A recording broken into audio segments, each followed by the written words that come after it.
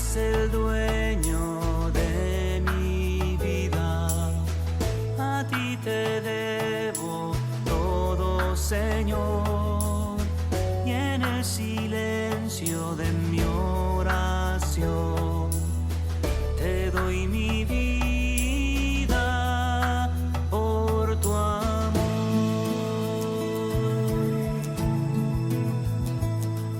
Me ofrezco a ti, Jesús, como víctima de amor. Mis obras, mis deseos y mis pensamientos los uno a ti, Señor. Me entrego. ¿Quién como Dios? Nadie como Dios. Bienvenidos una vez más a su programa Ansias de Cielo. El día de hoy tenemos una súper sorpresa que la verdad no se la pueden perder. Entonces, desde ya preparemos nuestro corazón, nuestra mente, todos nuestros sentidos internos y externos para recibir con gran ansia, como dice el programa, con gran ansia de cielo, con esa ansia de anhelar ese cielo. Bueno, entonces ya para empezar vamos a hacer la oración. En el nombre del Padre, del Hijo, del Espíritu Santo. Amén. Vamos a cerrar nuestros ojitos y vamos a repetir esta oración con los ojitos cerrados. Yo te pido que dispongas tu corazón y todos tus sentidos en este momento. Creador inefable, tú que eres la verdad, fuente de luz y de sabiduría, y el principio supremo, dígnate infundir sobre las tinieblas de mi inteligencia el resplandor de tu claridad, apartando de mí la doble oscuridad en que he nacido, el pecado y la ignorancia. Tú que haces elocuente la lengua de los niños, educa también la mía e infunde en mis labios la gracia de tu bendición. Dame la agudeza para entender, capacidad para asimilar, método y facilidad para aprender, ingenio para interpretar y gracia copiosa para hablar. Dame acierto al empezar, dirección al progresar y perfección al acabar. Tú que eres verdadero Dios, hombre, que vives y reinas por los siglos de los siglos. Amén. En el nombre del Padre, del Hijo, del Espíritu Santo. Amén. Para los que quieran saber, esta oración es una oración de Santo Tomás de Aquino, que nos va a ayudar siempre a abrir estos sentidos, ¿no? La verdad, siempre hay que pedirle al Señor que nos dé esa gracia, ¿no? Para poder entender, para tener claridad, ya que todos nosotros, en verdad, por el tema del pecado original, muchos tenemos esta inclinación, pues como nos dice, como dice San Pablo, no al mal, y este mal tiene que ver con el tema incluso de la ignorancia, de no entender, y bueno, pues el Señor se vale de todo lo que tú y yo podamos vivir en nuestra vida para poder acercarnos a ese cielo. Y en esta oportunidad, en tu programa favorito Ansias del Cielo, tenemos un libro hermosísimo. El día de hoy te voy a hablar de, no sé cómo decirlo. Miren, la verdad de que cuando aprendí sobre esta persona, realmente, uno nunca se deja de sorprender porque vamos a hablar de una mujer muy especial. Sabemos que todos nosotros, hay algo muy cierto para todos nosotros, y es que vamos a morir. Creamos o no creamos, hay algo muy sencillo que nos va a pasar a todos, el que estudia, el que no estudia, el que hace cosas en su hogar, el que no hace nada, está de vaguito por ahí. La única realidad que existe para todos nosotros, 100% comprobada por todos realmente, y no hay duda, es que tú y yo vamos a morir. Entonces, pero si nosotros morimos, vamos a llegar a decir como esa persona, pues, una menos, ¿no? Una vida menos, ¿no? Y el día de hoy vamos a hablar de una mujer que no fue una menos. Muy por el contrario, al morir dejó huella.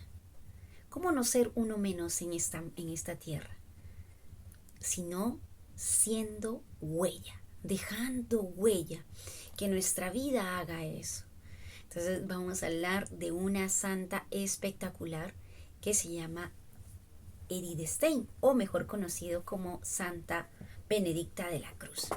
Entonces, déjame recordarte que ya hablamos de ella capítulos anteriores, en Ansia de Cielo, así que si gusta puedes revisar cuando hablamos un poquito de su biografía. El día de hoy no vamos a hablar tanto de la biografía ni de cómo fue su conversión, sino nos vamos a basar en este hermosísimo libro que les invito a todos para que lo puedan adquirir.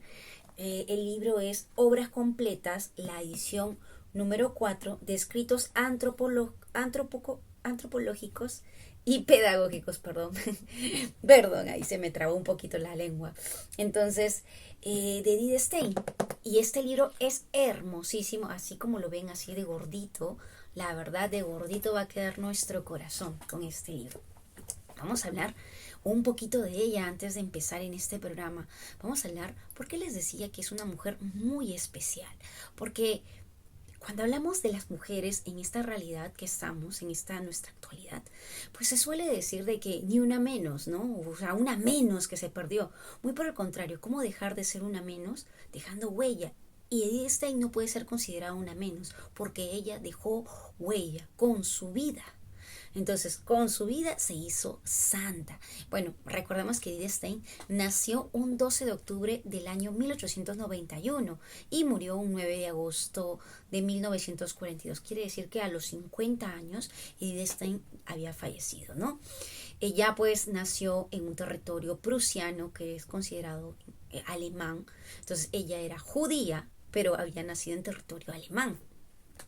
Entonces, ella tenía 11 hermanos, imagínense, eran 11 hermanos y de estos 11 hermanos fallecieron 4.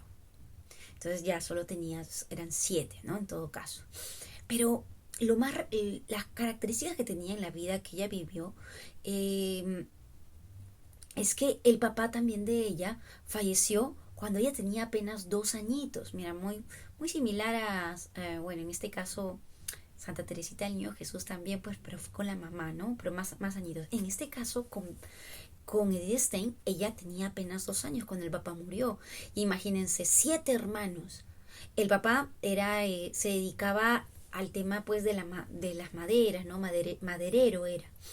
Entonces, pero la mamá también nos muestra, la mamá de Edith Stein, es un modelo de una mujer fuerte, que no se dejó amilanar, porque imagínense, teniendo estos 7 hijos que les quedaba, imagínense, 7 hijos que le quedaban, y tener que salir adelante con ellos. Ella se hizo cargo de esa profesión y destacó mucho. Entonces era una mujer fuerte, y es por eso que Edith Stein tiene era un temperamento fuerte, Edith Stein realmente. Entonces, y una de las características más llamativas de Edith Stein era el tema de la inteligencia. Por eso te hablaba de que es una mujer muy especial. Entonces, inteligente a más no poder. Imagínense que ella ingresó a lo que vendría a ser en primaria para nosotros los que estamos, por ejemplo, aquí en Perú, o a los 5 años. Y aquí pues normalmente pues uno a los 5 años no, todavía está como en inicial, ¿no? Ella se adelantó 1 año, entonces tenía mucha capacidad. Incluso los profesores siempre hablaban de ella, ¿no? Empezaban a decir sobre qué tan inteligente era, incluso la comparaban demasiado con todas las alumnas, decían, la que ha sacado el mejor puesto ha sido Edith Stein, decía, ¿no? Y por debajo las que quedan. Así, era como, y ese tipo de comentarios que muchas veces pues los educadores hacían sobre ella le hacía sentir mal, digamos que ella no se sentía muy bien con esto, porque esto pues, tú sabes cómo son los amigos, ¿no? Como que se alejan mucho de alguien que es muy inteligente. En este caso Edith Stein tenía mucho esto, ¿no? El tema de la inteligencia, no le costaba mucho estudiar, ella leía muchísimo. Es más, a los 7 años, digamos que tenía una conversión a la razón. ¿Y cómo es esto? ¿Me puedes decir? Lo que pasa es que, mire, muchos de nosotros cuando tenemos 6 años, ¿no? Ay, por ahí hacemos pataletas, 7 años, ay, no quiero esto y reniego, ya. Entonces nuestros papás, ¿qué hacen? Nos corrigen a nosotros. Sin embargo, a Edith Stein no le pasaba eso. Ella dice que cuando iba a tener una rabieta o un fastidio de algo, justo había alguien, por ahí imagínate un niño, que también hacía lo mismo, esta rabieta. Entonces ella miraba eso y decía, ay no, qué vergüenza, yo no puedo hacer eso mismo, o sea, eso está mal, no, yo no me puedo portar así. Entonces quiere decir que ella desde antes razonaba qué cosas no la hacían verse bien. Entonces, y muchas de estas cosas las hacía en su conducta, ¿no? Por eso mismo evitaba algunas cosas y se le veía súper seria, como que entre comillas muy madura ella, ¿no? Entonces, una de las cosas que ella leía, pues, era muy inteligente y leía de estos libros, desde los 15 años leía estos libros basados muchos en la razón, mejor dicho, en el racionalismo, en todo caso, y muchísimos libros que eran contrarios a la fe, realmente. Y a causa, digámoslo así, a la influencia de estos libros, ella dejó de orar, dijo, no, que esto va en contra de lo que yo estoy, la ciencia, ella le gusta mucho leer, entonces dijo, no, yo no, voy a dejar de orar. Entonces ella era judía, de religión judía, entonces ¿qué dijo? Empezó a dejar de orar desde los 15 años. Entonces, su percepción de la fe era desligada de la razón, por eso se separó de la fe. Entonces ella, es más, era tan inteligente que a los 15 años había dicho a su mamá que ya no quería ir al colegio. Su mamá se lo permitió, así como le permitió adelantarse un año, también le dijo, si tú quieres retirarte en este momento o parar en este año no ir a asistir a clases, adelante. Entonces era muy gracioso y se puso a leer estos libros pues en la casa de su hermana que había ido a visitar en esa oportunidad. ¿No? Se lo cuento como anécdota para que podamos saber un poquito, ¿no? Entonces, pero también usted sabe que dejó de orar. Entonces es importante que nosotros también podamos entender que miren cómo los libros pueden influenciar en nosotros, cómo los libros pueden influenciar en nosotros. Entonces, también lo que pasó con Edith Stein era de que en ese momento en que ella empezó a buscar la razón y empezó a estudiar, a buscar, se empezó a familiarizar, perdón, se empezó a familiarizar con muchas personas que digamos que ellos también tenían su fe. Bueno, entonces, como te decía, esa percepción empezó a cambiar. Miren, entonces, al inicio, cuando uno lee libros, de hecho que te ha pasado tanto como a mí, que a veces uno lee libros y se deja influenciar. Mira, Edith Stein ya empezó a entrar a la universidad, empezó a relacionarse con otro tipo de personas. Entonces, incluso ella inicialmente pues había estudiado psicología, pero de ahí cambió de carrera, empezó a estudiar todo lo que era filosofía. Entonces, empezó a relacionarse con mucha gente basada en todo lo que es la razón. Y estas personas digamos que Edith Stein admiraba muchísimo a estas personas. Y a medida que las conocía, se daba cuenta que muchas de estas personas eran conversas. Tú dirás, ¿qué? Entonces, Edith Stein en un inicio había dejado de orar porque decía que esto la alejaba de la ciencia, de la razón, pero cuando empezó a acercarse a este mundo de la filosofía, empezó a estudiar mucho y encima admiraba a estas personas, se dio cuenta que estas personas se creían en Dios. Es más, las personas con las que ella se relacionaba, tenía amigos que eran judíos, pero se habían convertido al protestantismo o se habían convertido, digamos que eran judíos, pero habían dejado de ser judíos, algunos se convirtieron al catolicismo, la mayoría de las personas que ella admiraba se habían convertido al protestantismo. Pero entonces, ¿qué pasó? Entonces ella sí empezó a razonar, pues no dijo, a ver, para mí Dios era un impedimento, por eso dejó orar. Entonces empezó a evaluar y dijo, ok, Dios para mí tiene que ser una persona para respetar. Miren, es que ahí empezó el tema de ella, de empezar a entender, dijo, si estas personas a las cuales yo admiro, ellos creen en Dios, son conversos, entonces yo no puedo desligarlo. Quiere decir que voy a empezar a respetarlo.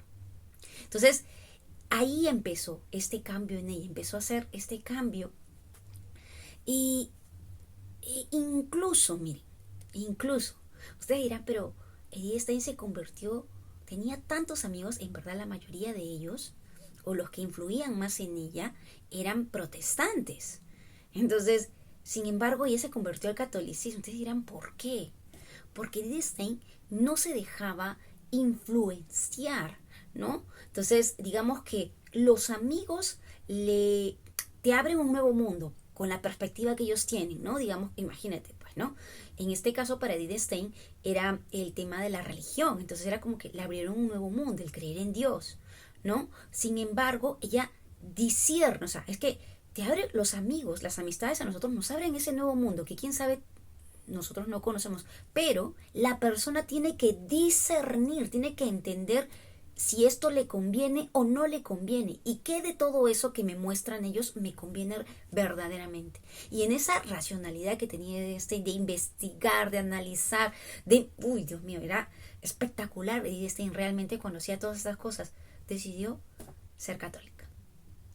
Y es por eso que uno diría, pues, pero ¿por qué no se fue al protestantismo si tenía más amigos protestantes? Yo te decía que era tan estudiosa y tan minuciosa y siempre escogía lo que iba a ser mejor y era acorde a lo que ella había investigado, a lo que había estudiado. Entonces, y es por eso que el 1 de enero del año 1922, casi ya a los 31 años, Edith se convirtió al catolicismo. Entonces, y gracias a eso vamos a compartirte esta obra impresionante. Entonces, para eso, en esta obra que tenemos aquí, en estas obras completas de Edith Stein, te voy a compartir un poquito de qué trata este hermoso libro. Por ejemplo, aquí nos habla de las características de Edith Stein. Mira, yo te decía que Edith Stein era muy estudiosa, pero dentro de esas características, mira lo que nos dejó. Mira, dice, Edith Stein nos ofrece como incitación al cambio de nuestra sociedad. Miren, todos nosotros, a ver, levante la mano ahí. ¿Quién quiere ser auténtico? La sociedad, todo el mundo, en todo momento nos dice ser auténticos, ser auténticos. Por todos lados está el ser auténtico, no ser una copia de alguien. Entonces dice acá, el cambio para nuestra sociedad y la búsqueda auténtica de esta humanización, o sea, yo quiero una humanización auténtica. Tiene como características estos puntos que te voy a decir. Dice así, y ella nos propone estos puntos. Miren. Primer punto, para ser auténticos, ¿ya? Recuperación de la dignidad inalienable de todo ser humano en sí mismo. Quiere decir, no ponernos en lo que hace o tiene. Miren lo que estoy diciendo. O sea, es que yo tengo una dignidad que no está basada en lo que yo hago ni en lo que tengo. Porque si no, mi dignidad estaría puesta, no sé, pues, imagínate, porque tengo mucho dinero, mi dignidad está basada en la cantidad de dinero que tengo. O si soy una alta ejecutiva, mi dignidad está basada en lo que he logrado, ¿no? En lo que he logrado, en lo que yo hago. Entonces, ella nos dice que no. Dice que Edith Stein nos presenta, viene frente a este peligro. Mira, es que desde esos años, mira, ¿desde qué año te hablo? Desde 1922. O sea, nos hablaba de esta alienación de la persona y hay que cuidar al ser humano, nos hablaba ella, porque nos habla de los grandes peligros deshumanizantes que vemos en la actualidad, en esta búsqueda del ser auténtico. Vemos personas muchas veces que dejan de ser personas, se alienan, empiezan a dar valor a lo que hacen como personas al hecho de los objetos o el dinero que tienen, o a las publicaciones que hacen en redes. Mi valor está en eso, en los likes que tengo, o en los seguidores que tengo. Y eso no es el valor de la persona.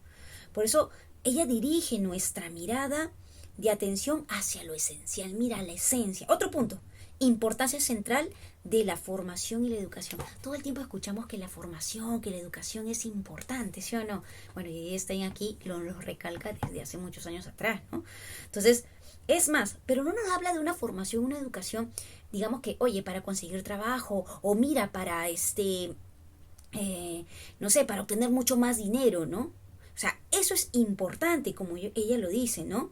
Pero lo que se busca en la formación y en la educación es que el hombre llegue hacia la realización. Mira, la realización vendría a ser eso que tú dices, tener dinero, tener un éxito, perfecto, esa es la realización, pero la plenitud, o sea, quiere decir en todas sus áreas, quiere decir esa felicidad, no es más que otra cosa que la felicidad, porque teniendo trabajo no necesariamente vas a ser feliz, teniendo mucho dinero tampoco es garantía de que vas a ser feliz, es más, no lo vas a hacer.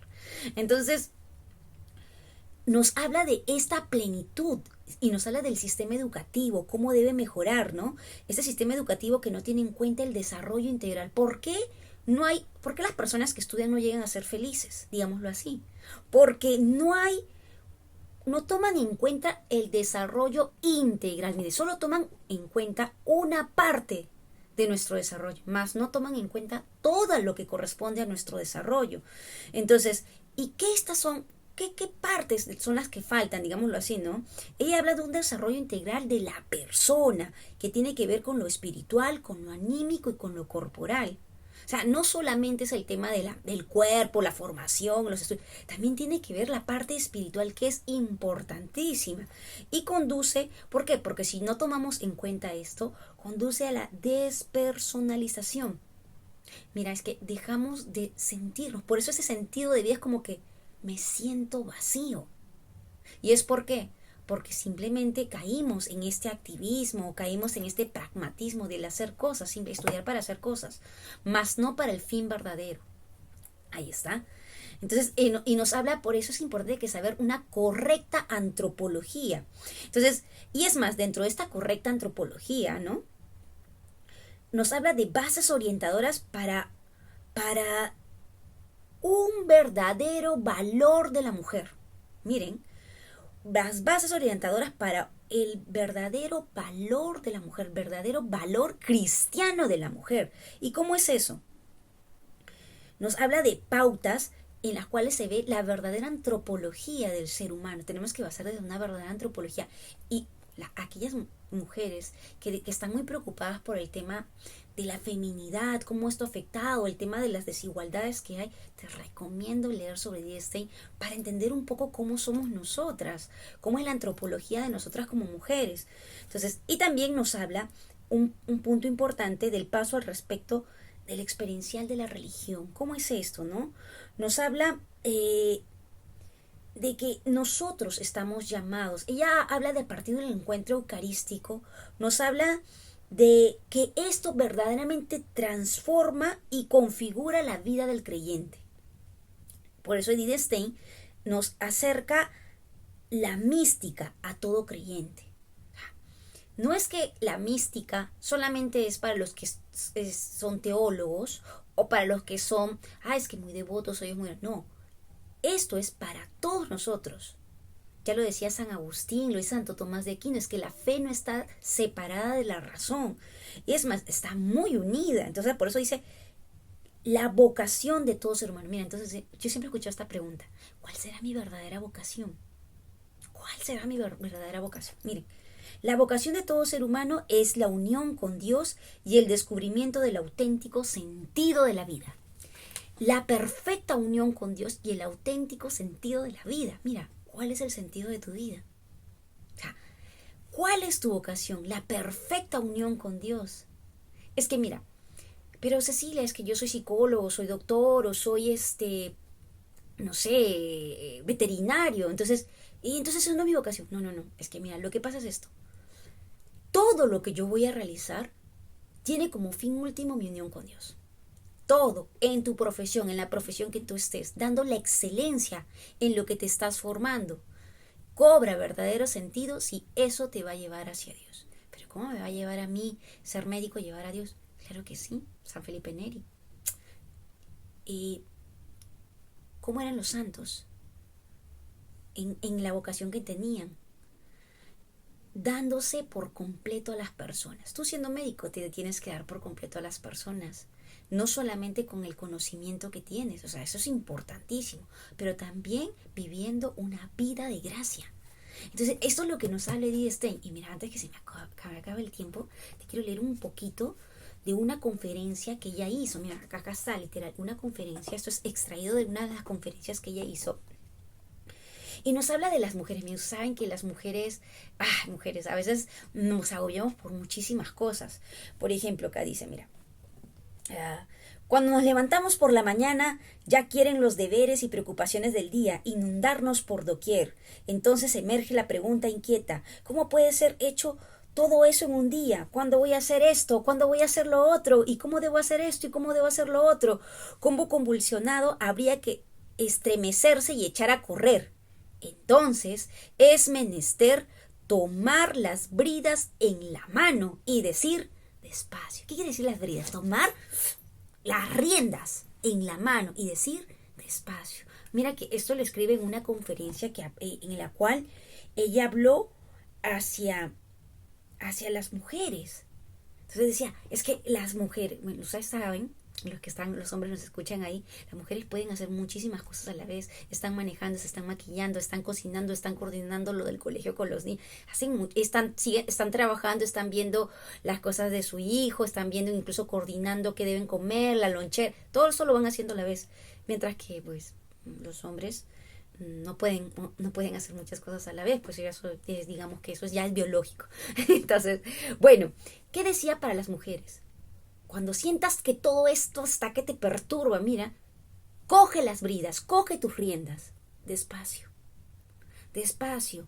A pesar de todo, nada de esto se va a ir contigo ahora. O sea, ¿qué quiere decir? O sea, calma, o sea, tienes una vida. No te debes agobiar por no hacer estas cosas. Al contrario, calma. Dice, la obra que Él me encomienda, quiero realizarla. Y Él me dará fuerza para realizarla. Y ella nos habla en estas cartas, por ejemplo, nos comentaba que ella decía, es importante que tu día inicie haciendo una pausa. Inicia haciendo una pausa en la cual tú le pides a Dios que te dé esa gracia. O sea, tú tienes que tener esa pausa, ese silencio y entregar todo lo que vas a hacer en el día. ¿Para qué? Como dice ella, pídele la fuerza, que Él te dará la fuerza para realizarla, dice, ¿no? Entonces, que Él te va a dar esa fuerza para realizar todas esas actividades que te están abrumando, en las cuales tú estás coordinando. Dice, así pasará el resto del día, quizás con gran cansancio y dificultad, pero en paz. No quiere decir que no te vas a cansar, al contrario, es que sí te puedes cansar, y muchísimo, pero vas a estar en paz. Mira, mujer, esto es lo que nos dice. Y tú, hombre, que nos escuchas, comparte esto también con tu familia. Entonces, y cuando la noche llega y la mirada retrospectiva muestra que todo fue una hora imperfecta, por ejemplo, cuando tú dices, ay, no, pero no hice nada en la noche, ay, todo se me juntó, entonces viene a perturbarte ese pensamiento de que no lo hiciste muy bien, de que podrías haber hecho otra cosa, todo esto. Entonces, en ese momento hay que hacer... tomémoslo todo como es, pongámoslo en manos del Señor. Y eso es lo que nos dice Diestein, ponerlo en manos del Señor. Bueno, vamos a terminar con una oración en el nombre del Padre, del Hijo, del Espíritu Santo. Amén. Te damos gracias, Señor, por esta vida, esta hermosa mujer a quien tú pusiste en este camino para cada uno de nosotros, para poder aprender más de ti y de tu radicalidad a través de sus escritos y a través de su propia vida. Gloria al Padre, al Hijo y al Espíritu Santo, como era en el principio y siempre, por los siglos de los siglos. Amén. En el nombre del Padre, del Hijo, del Espíritu Santo. Amén. Y ya saben, los que estén interesados en leer en Edith Stein están invitadísimos a poder adquirir estos libros, a poder leer más de ella. Y no te preocupes.